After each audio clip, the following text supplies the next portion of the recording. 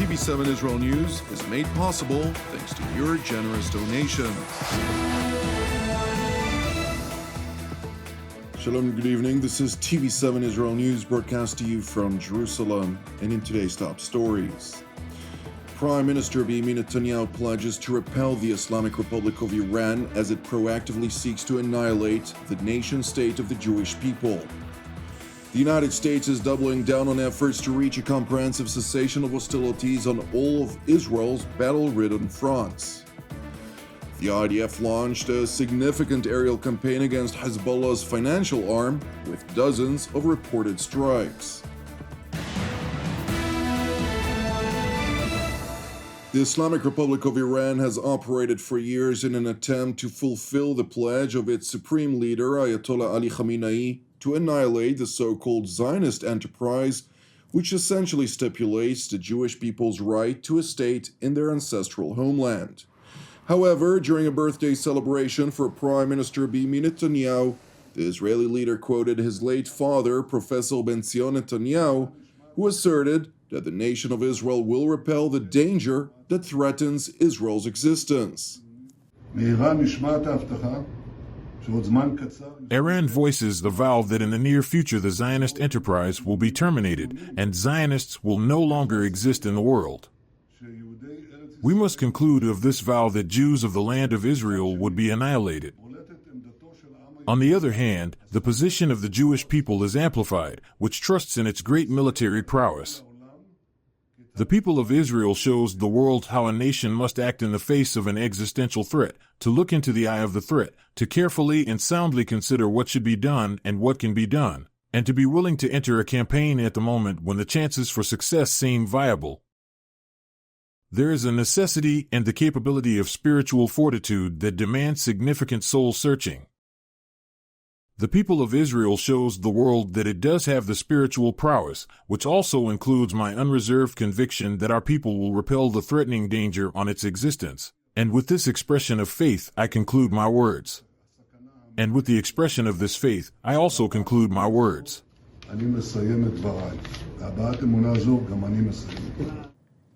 The remarks by Prime Minister Benjamin Netanyahu were made as Israel's defense establishment is at the height of preparations for a significant retaliatory strike against the Islamic Republic of Iran over the latter's recent blatant attack that included 181 ballistic missiles launched toward Israeli territory 4 weeks ago.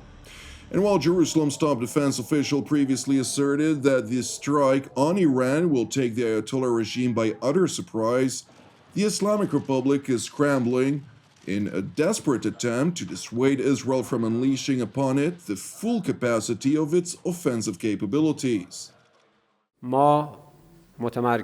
We are focused on defending the interests of the Iranian nation, and as I have said before, Iran's response to any act of aggression or malice by the Zionist regime will be decisive. The main Iranian concern relates to prospects of an Israeli strike against the RGC's nuclear and energy infrastructure, with the Ayatollah regime filing a formal protest with the International Atomic Energy Agency, or IAEA, cynically insisting that Israel's insinuation may be illegal under international law.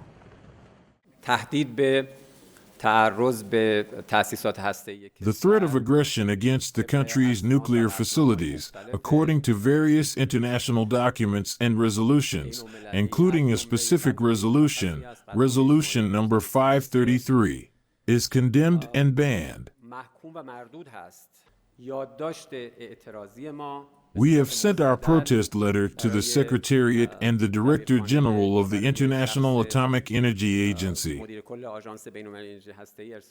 This is a fundamental responsibility of the Foreign Ministry, and we will certainly pursue this matter further. Despite losing all credibility with regard to the peaceful nature of Iran's nuclear program to include uranium enrichment at levels with little to no civic application, the Ayatollah regime continues to deceitfully contend that it is not interested in nuclear weapons proliferation. The definitive policy of Iran is that weapons of mass destruction have no place in our defense doctrine. Our stance is grounded in a clear mandate and a specific Islamic ruling from the country's highest authority, who is the highest political and religious authority of the country, the supreme leader. Meanwhile, U.S. Secretary of State Antony Blinken arrived in Israel today for extensive meetings with Jerusalem's leadership as the Biden administration continues to push for de-escalation on all Mid-Eastern fronts. Prior to his arrival, State Department Deputy Spokesman Vedant Patel highlighted the purpose of Blinken's visit. The Secretary will be wheels up a little later this afternoon, heading to Israel and other countries in the Middle East. In Israel, the Secretary will reaffirm the United States' ironclad commitment to Israel's security and emphasize advancing enduring peace and security for Israelis and Palestinians alike. Throughout the region, Secretary Blinken will discuss the importance of bringing the war in Gaza to an end, securing the release of all hostages, and alleviating the suffering of the Palestinian people. He will continue discussions with counterparts on post-conflict period planning and emphasize the need to chart a new path forward that enables Palestinians to rebuild their lives and realize their aspirations free from Hamas's tyranny. The Secretary will also underscore that additional food, medicine, and other urgently needed humanitarian aid must be delivered to civilians in Gaza. He will also discuss the need to reach a diplomatic resolution in the conflict between Israel and Hezbollah that fully implements UN Security Council Resolution 1701 and allows civilians on both sides of the blue line to return to their homes. And lastly, he will reaffirm the U.S. commitment to work with partners across the region to de-escalate tensions and providing lasting stability. It is important to highlight that prior to Secretary Blinken's arrival in Israel, Hezbollah launched a number of barrages of rockets toward northern as well as central Israel, claiming it attempted to target installations, including the IDF Intelligence Directorate. However, all of the incoming projectiles were successfully intercepted, and thankfully, no injuries were reported. Meanwhile, in Beirut, U.S. Special Envoy Amos Hochstein concluded separate meetings with Lebanese Prime Minister Najib Katti and Parliament Speaker Nabil Berri, during the course of which he stressed Washington's dismay with the causality of Hezbollah's aggression to Lebanon's public. I'm grateful to be back here in Lebanon, but I have to admit that I'm saddened to bear witness to the pain of its people and what they're experiencing. And I have to admit, this is a really heartbreaking moment for me to be here in Lebanon. The people of Lebanon, like everyone in the region, just want to go home, build a peaceful, secure, and safe and prosperous future for themselves and their families. Hochstein went on to stress the Biden administration's hopes to reinvigorate UN Security Council Resolution 1701. This is my 6th or maybe 7th visit to Lebanon in the past year. And while we spent 11 months containing the conflict, we were not able to resolve it. In each of my visits, I cautioned that the situation was urgent and the status quo was not sustainable. We were either going to reach a solution or things were going to escalate out of control. I stood at this very podium, time after time, including as recently as August, and cautioned about the urgency. A resolution was possible, but it was rejected, and the situation has escalated out of control as we feared that it could. As President Biden said, our goal is a comprehensive agreement that implements UN Security Council Resolution 1701 and ensures this conflict is the last for many generations. 1701 was successful at ending the war in 2006, but we must be honest that no one did anything to implement it. The lack of implementation over those years contributed to the conflict that we are in today. The White House envoy went on to stress the importance of reinforcing the government and leaders of Lebanon to push back on Iran's unrelenting grip via its local Shiite proxy Hezbollah. The government of Lebanon and all its leaders will need the world's support, and the United States and our partners are committed to supporting them. Lebanon's government can and should provide for all of the people of Lebanon, and to do that effectively, it will need to put its people's needs first. The world will stand by Lebanon and its leaders if they make the brave and the hard choices that are required at this time to benefit all of the Lebanese people. We're committed to the Lebanese people, and we are committed to Lebanon's future. And that's what I was here to talk about today. The United States wants to end this conflict as soon as possible. That's what President Biden wants. That's what we all are working towards. And what I just said, what we're working with the government of Lebanon, the state of Lebanon, as well as the government of Israel, is to get to a formula that brings an end to this conflict once and for all, that puts the mechanisms in place that will enable this conflict to not just be over today and start again next week or next month or next year, but rather will be over, so that everybody can go home and know that we are in a new era of prosperity. Following the American envoy's visit, the Arab League Secretary General Ahmed Abul-Gheit also visited Beirut for consecutive meetings, during the course of which he insisted that Hezbollah cannot be eradicated. القضاء على حزب أو حركة. You cannot eliminate a party, movement, or an idea. You cannot kill an idea. I reiterated with him specific priorities that the Arab League adapts. At the forefront, the importance and necessity of reaching an immediate, stable, and acceptable ceasefire without time limits, as is being proposed here and there. The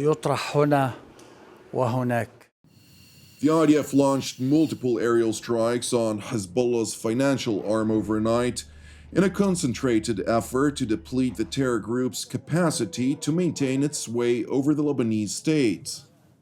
In recent years, the state of Lebanon has experienced a deep financial crisis, which was exploited by Hezbollah.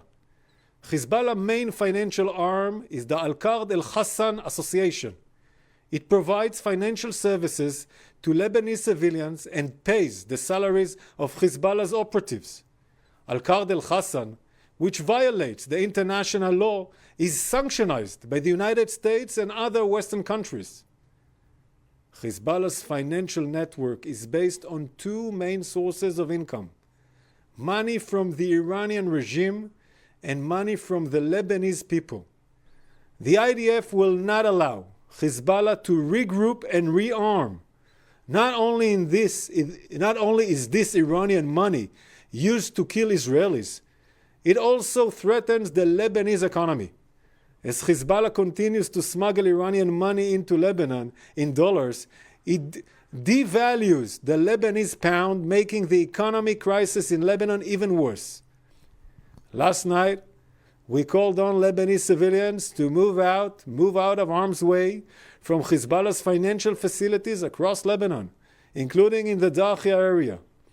We published these warnings in Arabic, on social media, and also through other channels.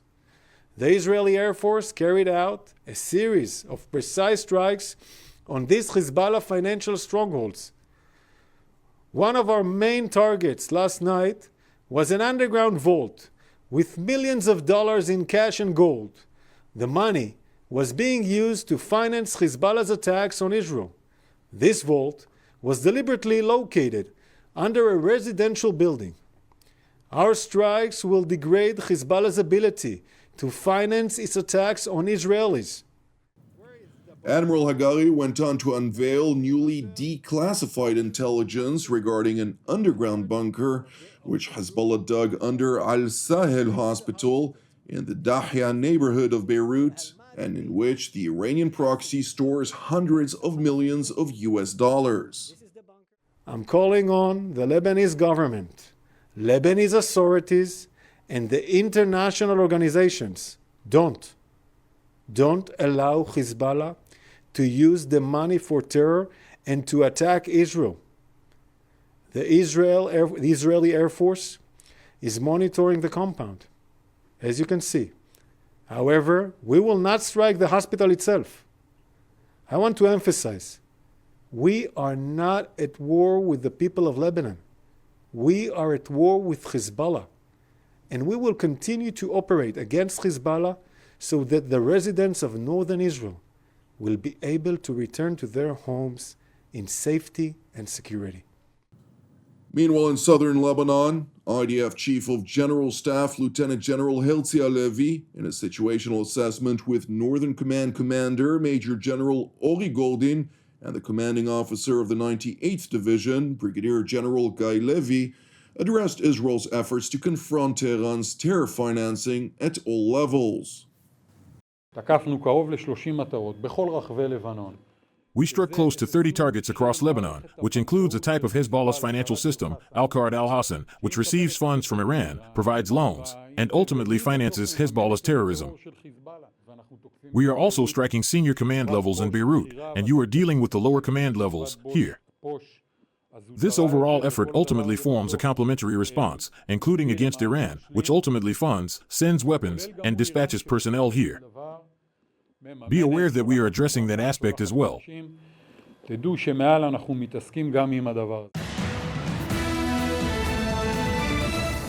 you for watching TV7 Israel News. I would like to encourage you, pray for the peace of Jerusalem and salvation of Israel. Separately, if you're blessed by our productions, which are exclusively donation-based, please consider supporting our programs with a donation. You can do so via our website at www.tv7israelnews.com. I'm Jonathan Hassan, wishing you a Chag Sukkot Sameach ve'erev mevorach, and God willing, we'll see you during our next update. Until then, Shalom from Jerusalem.